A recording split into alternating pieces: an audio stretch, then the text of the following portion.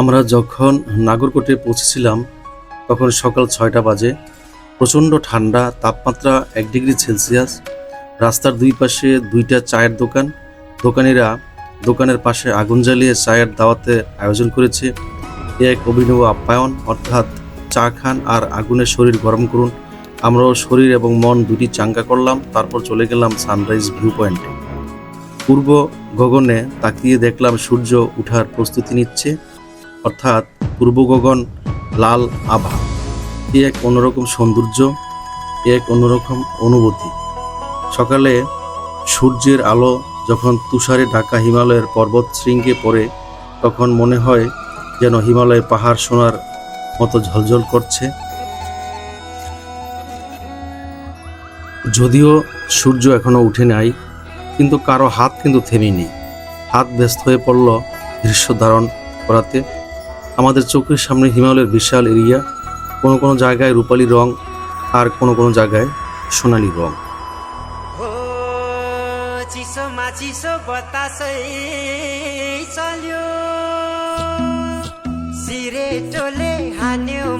এইমাত্র সূর্য মামা আরো সোনার ভান্ডার নিয়ে উঠে দিল। এক মনোমুগ্ধকর এবং অসাধারণ দৃশ্য। আমরা যারা এই সানরাইজ ভিউ পয়েন্টে এসেছিলাম, সবার মনের মধ্যে একটাই কাজ, শুধু ছবি তোলা। কেউ মোবাইল নিয়ে, কেউ ক্যামেরা নিয়ে ব্যস্ত হয়ে পড়ল।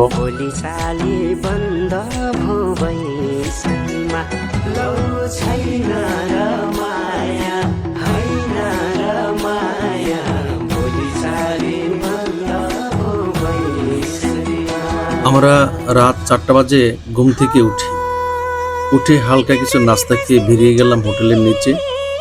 আগে থেকে আমাদের গাড়ি ঠিক করা ছিল। কাঠমান্ডুর থামেল থেকে নাগরকোট পৌঁছা এবং ফিরে আসা অবধি আমাদের গাড়ি ভাড়া পড়েছিল ৩,৮০০ রুপি। আমরা সদস্য সংখ্যা ছিলাম 4 জন।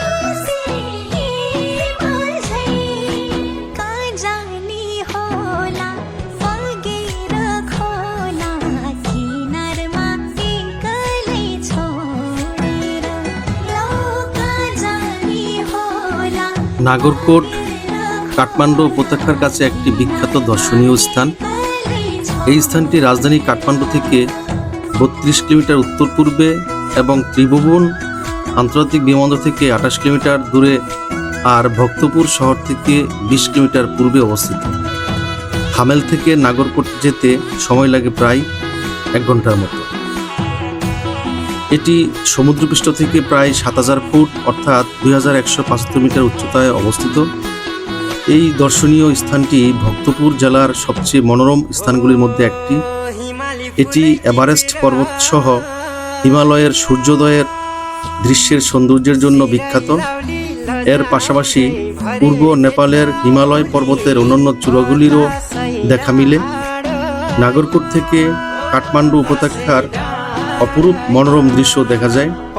নাগরকোটের নৈসর্গিক সৌন্দর্য এতই মনোরম যে পর্যটকদের কাছে এটি একটি অত্যন্ত জনপ্রিয় হাইকিং রোড, অর্থাৎ এখানকার প্রাকৃতিক পাহাড়ি দৃষ্টিনন্দন পরিবেশে পায়ে চলা রাস্তা দিয়ে পর্যটকরা হেঁটে বেড়াতে বেশি পছন্দ করে। মিন্টু ভাইয়ের গায়ের পোশাকের দিকে তাকালে বোঝা যায় যে শীতের তীব্রতা কত বেশি। মনে হয় যেন সমস্ত ঠান্ডা মিন্টু ভাইকে অ্যাটাক করেছে। আসলে মিন্টু ভাইকে একা নয়, সবার মাঝেই এই শীতের তীব্রতা অনুমেয়। আমরা হিমালয়ের খুব কাছাকাছি এলাকায় অবস্থান করছি বিদায় শীতের এই বাস্তব অবস্থা টের পাচ্ছি। এক এক করে আমাদের চোখের সামনে বেশি উঠতে থাকলো হিমালয় পর্বতের তুষারে ঢাকা বিভিন্ন শৃঙ্গগুলি।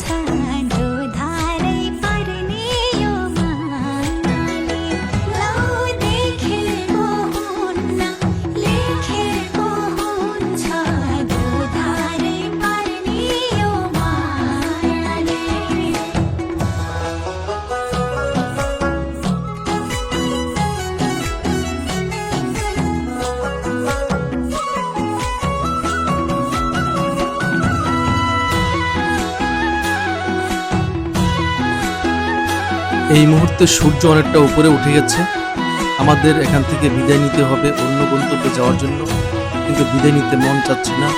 এক মায়াবী আকর্ষণ আমাদের যাওয়ার পথে বাধা হয়ে দাঁড়াচ্ছে। আকর্ষণ একটাই, ওই যে হিমালয়ে পাহাড়ের মন বুলানো দৃশ্য। আমাদের নেক্সট গন্তব্য রানীজুলা ঝুলন্ত ব্রিজ। বিদায় তো জানাতেই হবে, তাই আমরা সানরাইজ ভিউ পয়েন্টকে বিদায় জানিয়ে নিচের দিকে নামতে শুরু করি। भित्रै पसी झ्यालैमा बसी गलबन्दी बुनेर देउनी लौ मन भित्रै पसी झ्यालैमा बसी गलबन्दी बुनेर देउनी मनैको कुरा मन भित्रै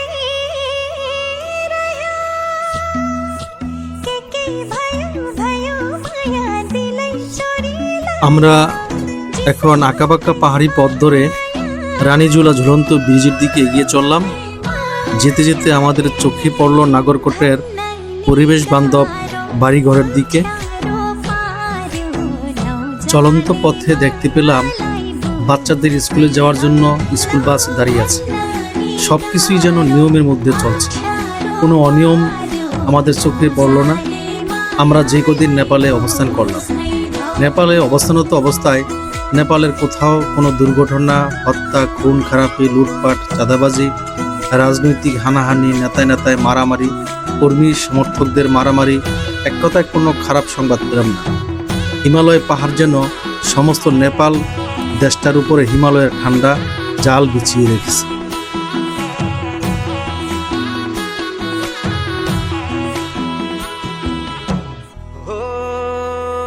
সানরাইজ ভিউ পয়েন্ট থেকে বের হয়ে নাগরকোটের শহর এবং গ্রামীণ জীবনের আঁকাবাঁকা পথঘাট দেখতে দেখতে আমরা চলে আসলাম রানীঝুলা ব্রিজের পাদদেশে। রানীঝুলা, যা নাগরকোটের ঝুলন্ত সেতু বা বাগেশ্বরী ঝুলন্ত সেতু নামেও পরিচিত, এটি নাগরকোটের বাস্তলা গাউনের আন্দান্ডা এলাকায় অবস্থিত। রানীঝুলা 250 মিটার দৈর্ঘ্য, আধুনিক এবং মনোরম সেতু।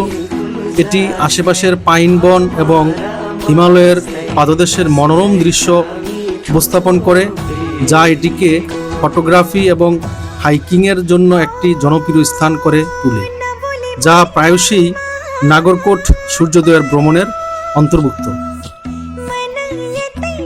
প্রিয় ভিউয়ার্স, শুধু আমার চোখ দিয়েও নয়, আপনারা ক্যামেরাবন্দি এই দৃশ্য দেখে অনুভব করতে পারবেন যে এই রানীঝুলা ঝুলন্ত ব্রিজ এবং ব্রিজের দুপাশ কতটা সুন্দর ও মনোরম প্রাকৃতিক সৌন্দর্য দিয়ে সাজানো হয়েছে।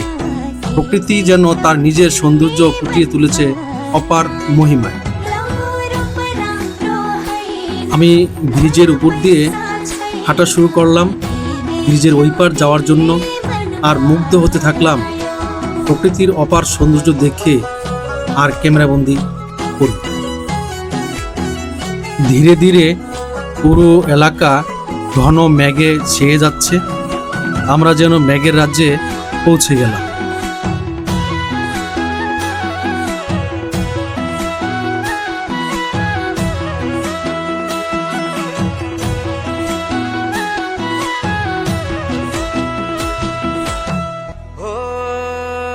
चङ्गा जभानी धागोते हातमा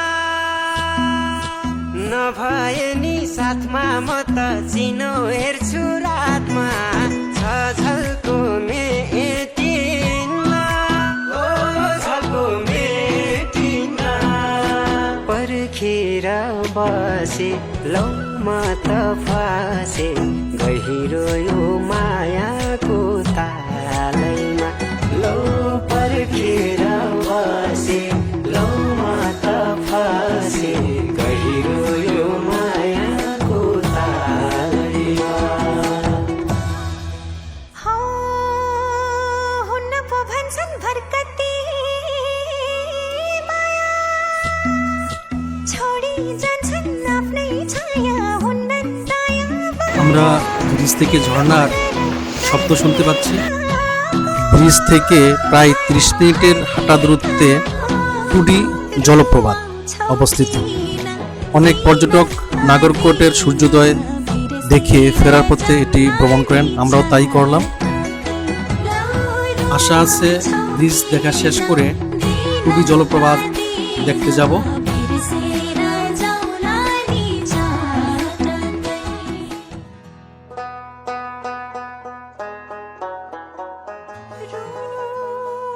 रुवाउँछौ किन कुहिरोले बाटो छेकिदेला, हुरी झरी बतासले एक्लै पारिदेलान्।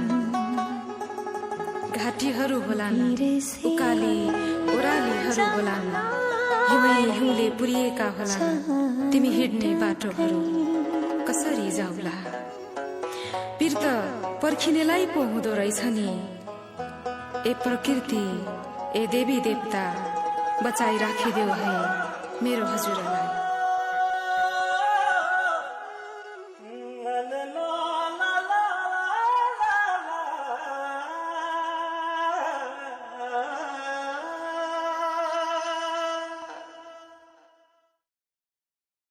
के मान्छौ पिर भरौली सिर चिरफुलै टिपी आउनेछु।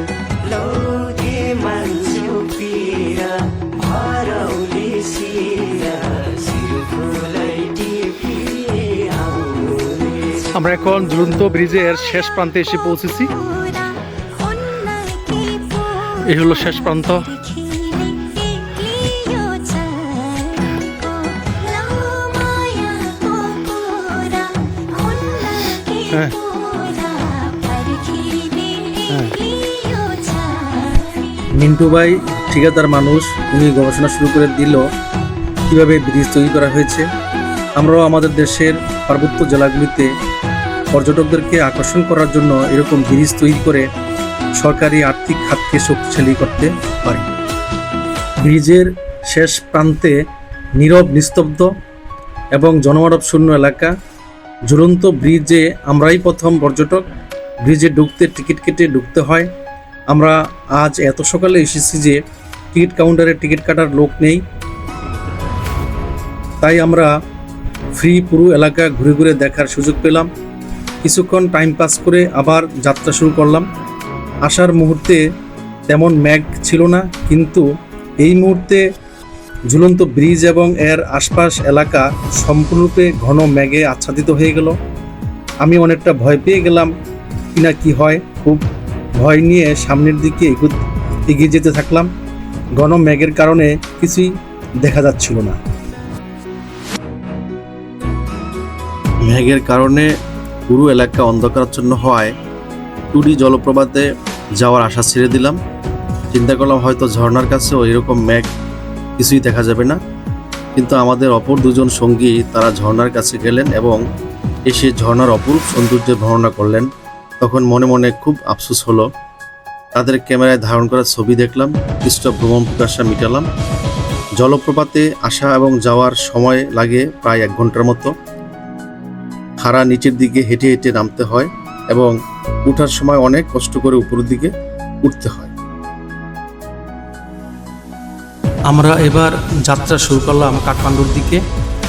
ভক্তপুর দরবার স্কোয়ার দেখার ইচ্ছা ছিল, কিন্তু ড্রাইভার দাদা বলল, আপনারা কি কাঠমান্ডুর দরবার স্কোয়ার দেখেছেন? ওই দরবার স্কোয়ার যেরকম এটাও ঠিক একই রকম। তাই আর ভক্তপুর দরবার স্কোয়ারে যাওয়া হলো না। আমি গাড়ির সামনের আসনে বসা ছিলাম আর দেখতে থাকলাম নাগরকোট এবং কাঠমান্ডু শহরের রাস্তাঘাট, গ্রামীণ পরিবেশের রাস্তাঘাট, শহরের বাড়িঘর এবং গ্রামীণ বাড়ি। রাস্তায় কোথাও কোনো প্রতিবন্ধকতা নেই, জ্যাম নেই, ট্রাফিক সিগন্যাল মেনে সবাই এগিয়ে চলছে। ট্রাফিক পুলিশের হাতের কোনো ইশারা নেই। নেপালের রাস্তার ফুটপাতে কোনো দোকান নেই, হকারের আনাগোনা নেই। হকার এবং ক্রেতামুক্ত রাস্তাঘাট। শহর এবং গ্রামের রাস্তায় কোনো অটোরিকশা নেই, শব্দ দূষণ নেই, বায়ু দূষণ নেই এবং পরিবেশ দূষণ নেই। এক কথায় পরিষ্কার পরিচ্ছন্ন এবং ঝামেলামুক্ত শহর। কিন্তু আমাদের বাংলাদেশের রাজধানী ঢাকা বিভাগীয় শহর এবং জেলা শহরের রাস্তা এবং ফুটপাত সব দখল করে আছে হকার আর অটোরিকশা। এখন তো বিভাগীয় রাস্তাগুলিতে প্রায় দেখা যাচ্ছে হকার, অটোরিকশা আর সিএনজি। তাই প্রতিনিয়ত মানুষের প্রচুর সময় নষ্ট হচ্ছে। জ্যামের কারণে প্রতি বছর হাজার কোটি টাকার তেল পড়ছে এবং দুর্ঘটনা দিন দিন বেড়েই চলছে। প্রিয় বন্ধুগণ, আমরা কি নেপাল রাষ্ট্র থেকে শিক্ষা নিতে পারি না? তাই বলছি, আসুন আমরা সবাই শিক্ষা নেই এবং রাষ্ট্রকে এগিয়ে নিই। আজকে এখানেই শেষ করলাম, দেখা হবে নেক্সট ভিডিওতে। যারা আমার এই ভিডিওটা দেখেছেন তারা অন্যকে দেখার সুযোগ করে দিন, অর্থাৎ লাইক, শেয়ার এবং সাবস্ক্রাইব করুন। কমেন্ট বক্সে আপনার সুচিন্তিত মতামত দিন। ধন্যবাদ সবাইকে। আসসালামু আলাইকুম।